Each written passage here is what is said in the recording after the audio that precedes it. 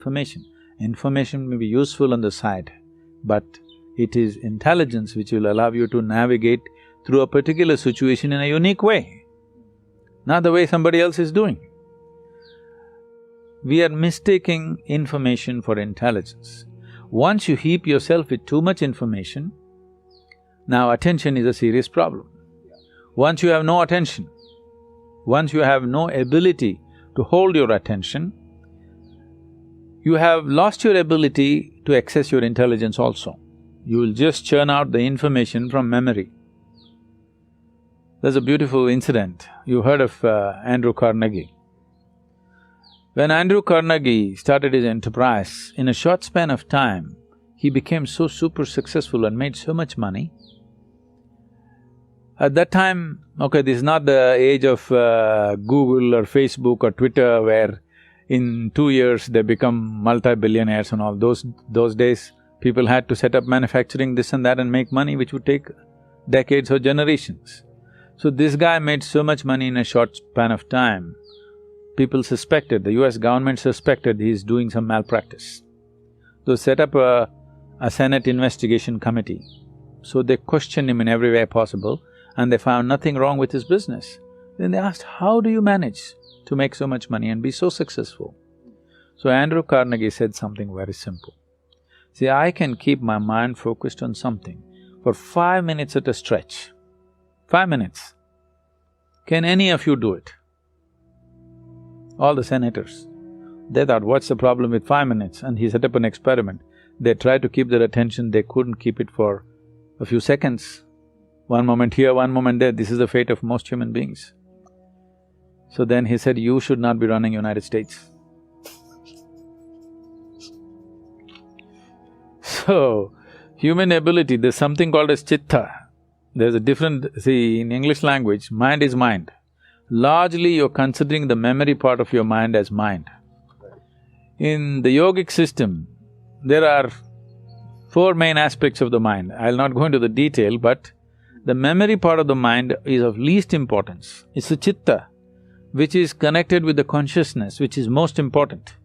If you find a shape for your chitta, that shape will manifest always, because it's empowered by life-making material which for lack of words we're using the word consciousness, that which is the basis of life. Once your mind is yoked to that, then what shape your mind takes? Mind is like a cloud, you can make it any shape. You can make it godlike, you can make it a devil out of it, you can make a pig out of it, you can make whatever out of it, you know?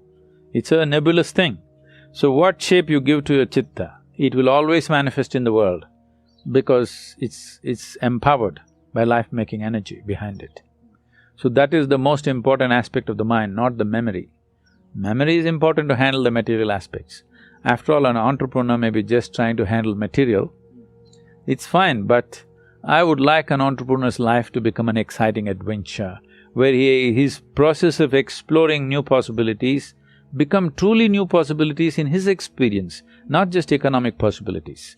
And that possibility is there in an entrepreneur's life, that he can turn his entrepreneurship into a spiritual possibility and a spiritual growth, or growth of the being itself, which I feel everybody should explore. That's why we're trying to bring a spiritual element. Success will come easy more than anything, because success will come easy not because of any magic, simply because you function at your full potential.